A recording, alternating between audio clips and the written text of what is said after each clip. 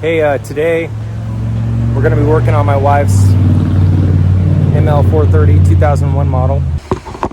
We got to replace the radiator in this. I've already removed the fan, 36 millimeter open box and wrench to get on there and loosen that up.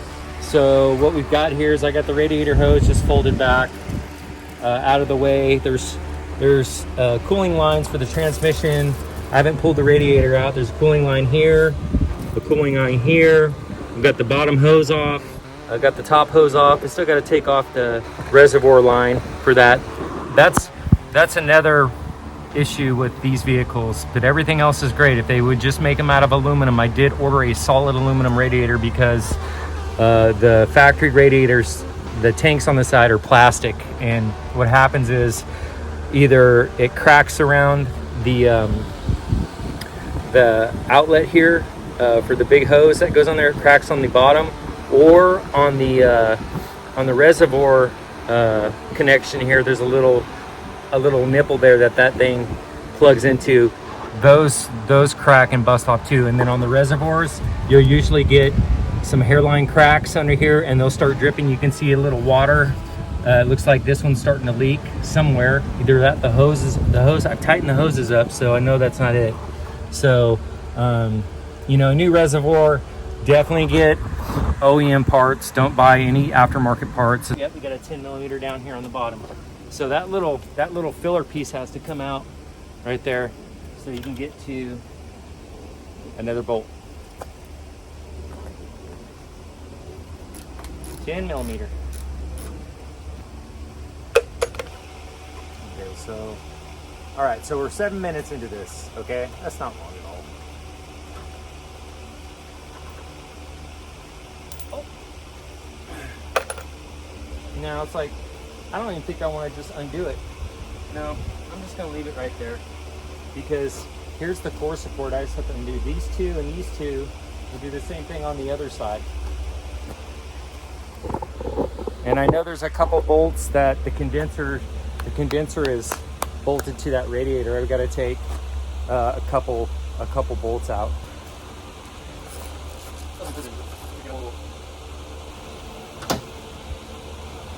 Bada bing.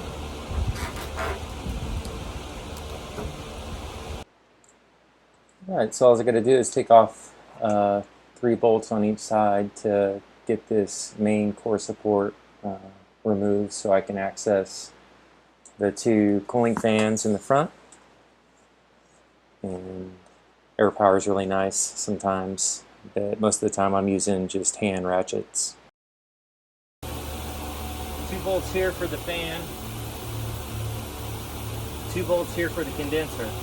All right, I'm going to grab the air ratchet and just buzz these things out of here really quick. Got 2 on each side, one on the left, one on the right. Then I'll need the screwdriver and just pry these fasteners out that the nuts are screwed into. Got to do the left side. There's only 2 of them on each side. Go over to the right side and do the same thing, and this fan should pop right out. There's an evap can here for the AC.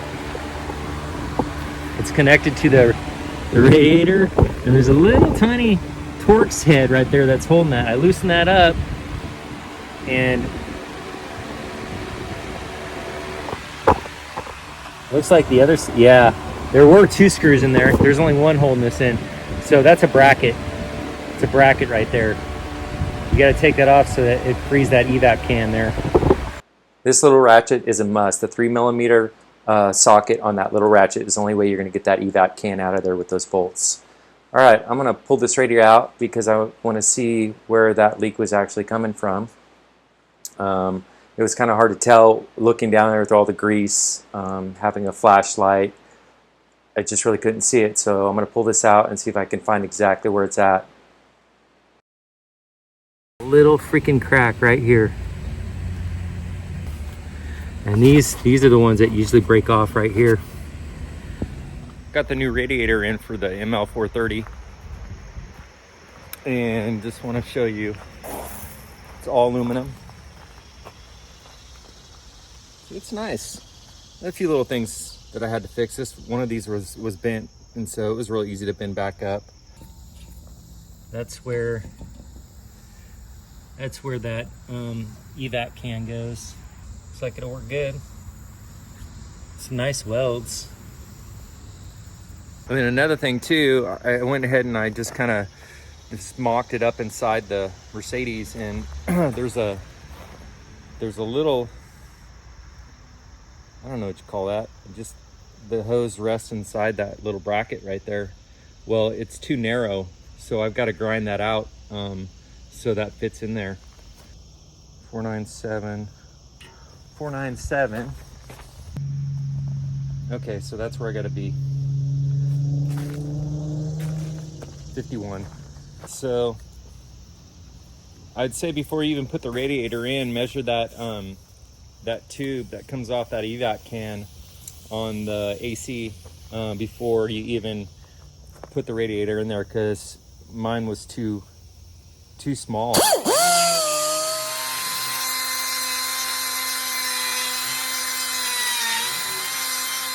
Need to be at 51.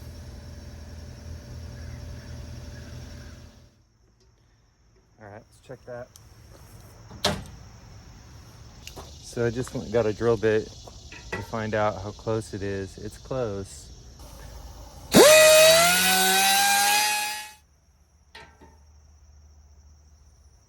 Okay, that'll work.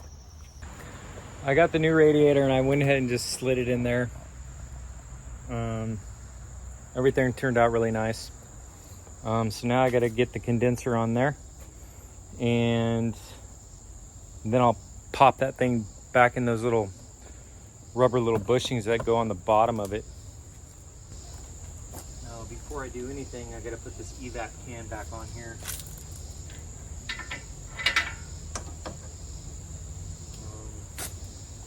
The only thing I don't like about what they did is they didn't send, this is aluminum, that's aluminum, so if I put this up against there, it's going to chafe. So what I've got is I've got some weather stripping or some type of protectant to put around that so it doesn't vibrate and cut through that can.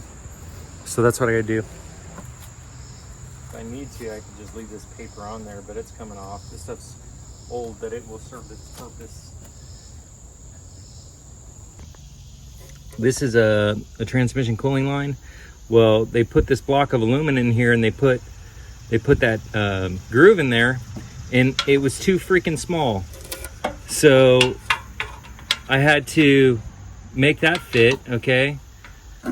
And then on the evap can here, or whatever can that is for the AC unit, they welded this bracket on here, and it's clunky. It's real clunky.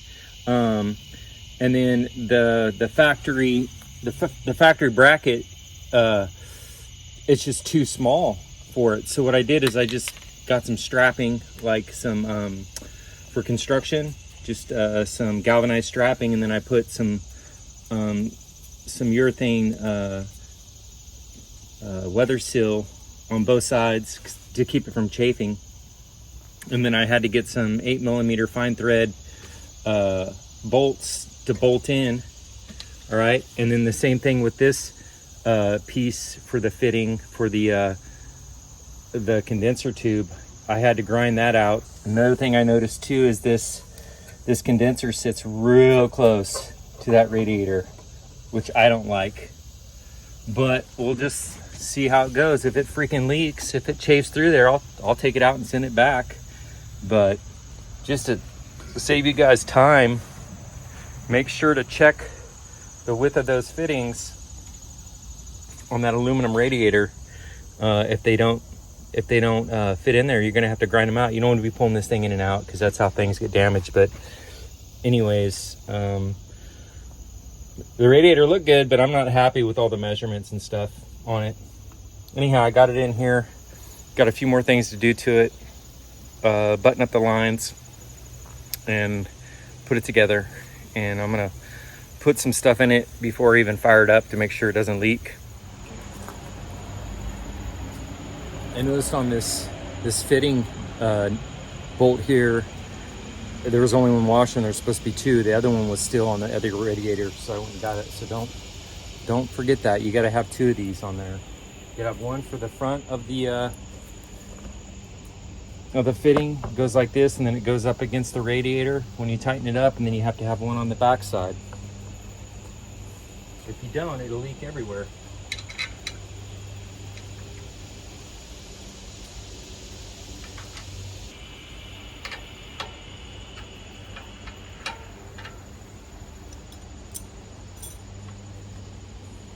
I'm not gonna get crazy with it. That'll hold it. Okay, I think now I'm gonna put that bottom hose on now.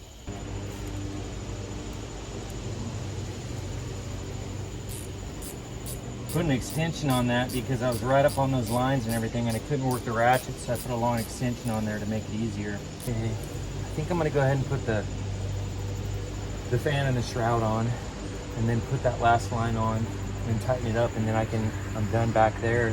Put that top line on, and then I can button up the front.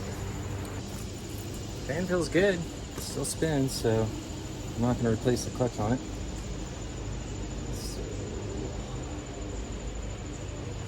Probably the best way to do this is to put the shroud in there and then squeeze the fan in there.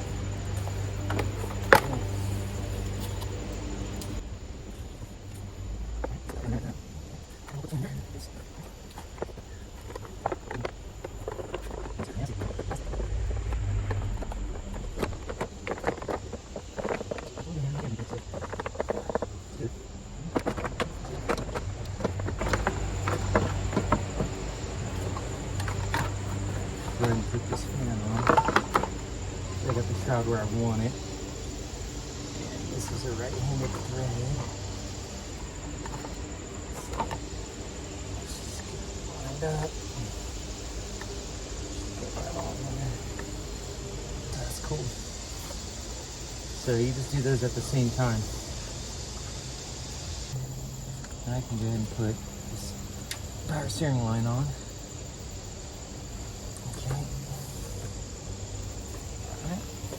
Got that extension on there so I can reach down there really easy. Just put that on.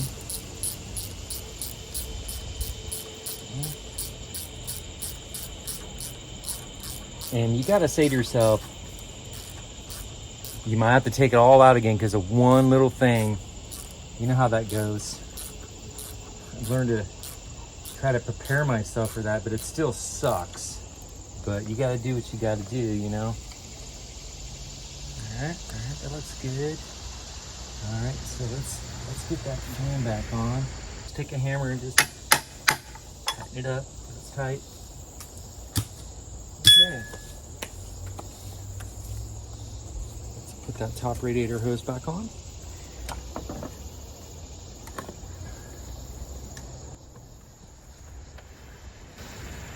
Then what I'll do is I'll get underneath there and I'll bolt the shroud on. It takes 2 bolts.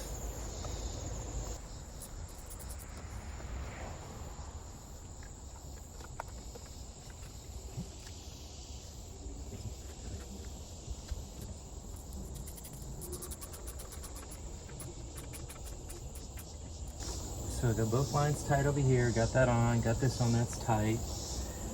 Got those fittings on. That line on. Bottom one line on.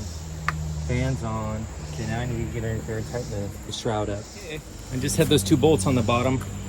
2 bolts on the bottom that have those J-nuts, or whatever you want to call those fasteners. You know, they go on the plastic shroud on the left and right corners. I didn't want to film that because I was just down in the dirt.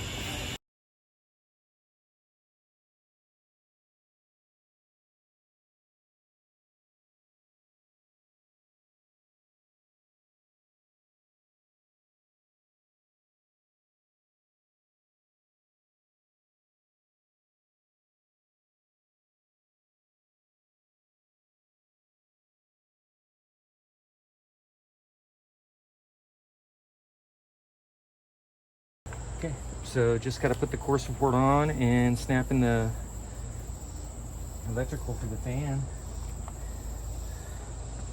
Make sure everything goes good, you know.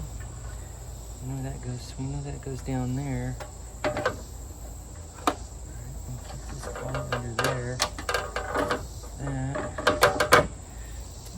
what?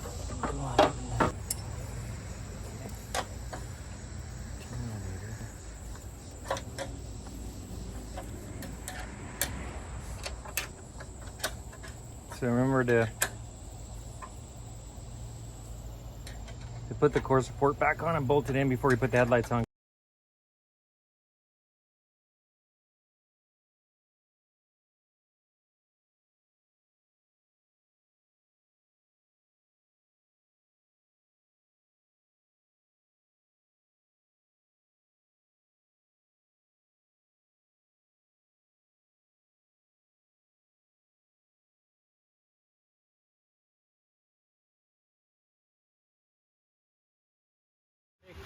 Took it for a long test drive, checked it out, topped the reservoir off. Now in these engines and systems there's going to be air bubbles, so I'm going to periodically check that to make sure it's topped off. So that will happen. This will go down low because of all the air bubbles, and eventually it will stabilize out. But everything came out good. It's going to take you about comfortably 4 hours to R&R the radiator, remove it, disassemble the core support, get everything out, and then put the new radiator in. About 4 hours. That's what it's going to take.